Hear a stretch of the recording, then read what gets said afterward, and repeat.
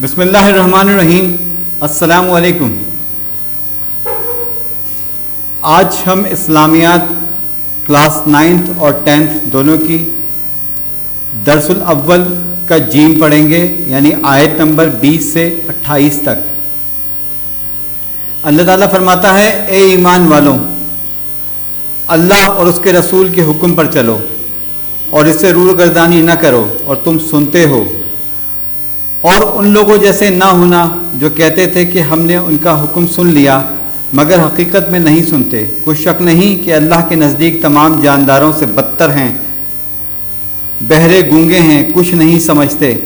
اگر اللہ ان سے نیکی کا مادہ دیکھتا تو ان کو سننے کی توفیق بخشتا، اور بغیر صلاحیت و ہدایت سماعت دیتا تو منہ پھیر کر بھاگ جاتے۔ ان جو ابھی تو ہم نے آیتیں پڑھی، اس میں اللہ تعالیٰ فرما رہا ہے کہ اے ایمان والو، اللہ اور اس کے رسول کے حکم پر چلو اور ان کی روگردانی نہ کرو۔ بہت سارے ایسے لوگ ہیں جو کہتے ہیں کہ ہم اللہ کی حکم سنتے ہیں اور مانتے ہیں، لیکن وہ سنتے نہیں ہیں۔ وہ سرسری سی بات سن کے اس کو اڑا دیتے ہیں۔ تو اللہ تبارک و تعالیٰ کہتا ہے کہ اگر میں ان میں ایمان دیکھتا تو ان کو ہدایت عطا کرتا۔ بے ایمان یا جو آپ توجہ سے جو کام نہیں کرتے، اللہ تبارک و تعالیٰ بھی اس پہ توجہ عطا نہیں کرتے۔ مومنو، اللہ اور اس کے رسول کا حکم قبول کرو، جبکہ رسول خدا تمہیں ایسے کام کے لیے بلاتے ہیں جو تم کو زندگی جاوداں بخشتا ہے، اور جان رکھو کہ اللہ آدمی اور اس کے دل کے درمیان حائل ہو جاتا ہے۔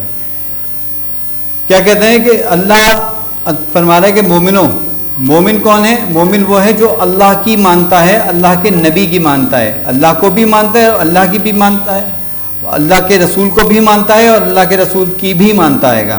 تو کہتے ہیں حکم قبول کرو جبکہ تم جانتے ہو کہ تمہیں جو نبی پاک بتا رہے ہیں وہ زندگی جاوداں ہیں، یعنی کہ زندگی گزارنے کا بہترین طریقہ ہے، اور جان رکھو اللہ تمہارے دلوں کے سے زیادہ قریب ہے، تمہارے دلوں کے حال کو جانتا ہے۔ یہ بھی کہ تم سب اس کے روبرو جمع کیے جاؤ گے، اور اس فتنے سے ڈرو جو خصوصیت کے ساتھ انہی لوگوں پہ واقع نہ ہوگا جو تم میں گناہ گار ہیں۔ کیا کہتے ہیں؟ اس فتنے سے ڈرو۔ اللہ کے نزدیک سب کو جانا ہے، روز قیامت ہمارا ایمان ہے نا کہ روز قیامت ہوگی، اللہ کو حساب دینا ہے، اسی کا ذکر اللہ پاک کر رہے ہیں کہ تم سب جانتے ہو کہ اس کو روبرو جمع کیے جاؤ گے۔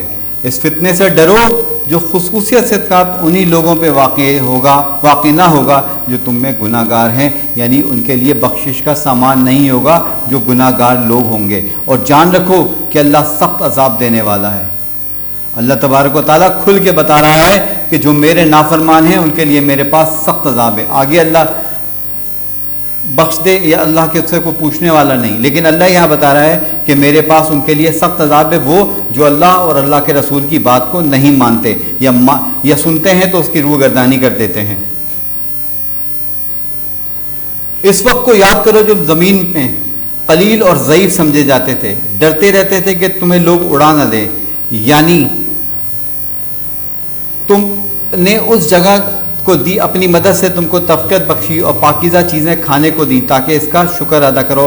اے ایمان والو، نہ تو خدا اور رسول کی امانت میں خیانت کرو، نہ اپنی امانتوں میں خیانت کرو، اور تم ان باتوں کو جانتے ہو۔ جان رکھو تمہارا مال اولاد آزمائش ہے، اور یہ کہ اللہ کے پاس نیکوں کا ثواب ہے۔ پھر سے میں اس کو پڑھ رہا ہوں، آپ سنیے گا۔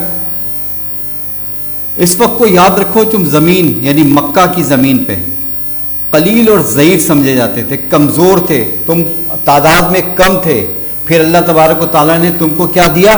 اللہ تبارک و تعالیٰ نے تم کو پاک زمین دی، یعنی مدینہ دیا، یثرب ہجرت کی حکم دیا، آپ مدینہ گئے، وہ پاک زمین دی، پاک غذا دی۔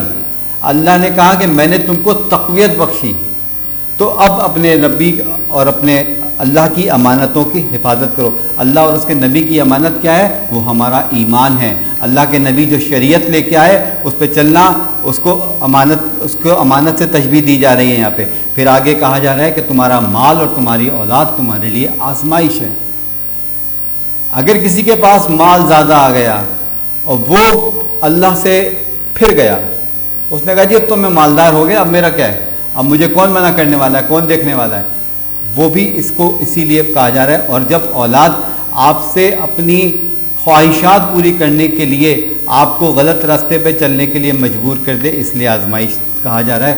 تو اس پہ اللہ پاک اپنے بندوں کو تلقین کر رہے ہیں کہ اللہ اور اس کے رسول کی چیز امانتوں میں خیانت نہ کرنا.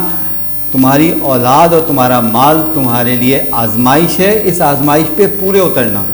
اگر پورے اترو گے تو تمہیں کامیابی ملے گی, اور اگر تم پورے نہیں اترو گے تو ان لوگوں کے ساتھ شامل ہوگے جو کہ گناہ گار ہیں اور ان کے سخت عذاب والوں.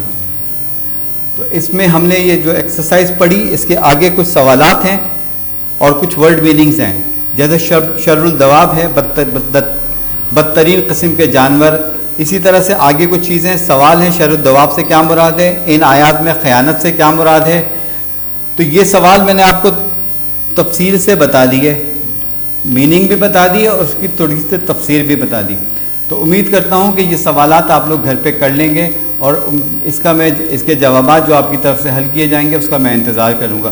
اگر آپ کو اس میں سے کوئی چیز اب بھی سمجھ میں نہیں آتی تو آپ مجھ سے رابطہ کر سکتے ہیں واٹس ایپ کے تھرو, یا اسکول آ سکتے ہیں وتھ SOPs کے ساتھ.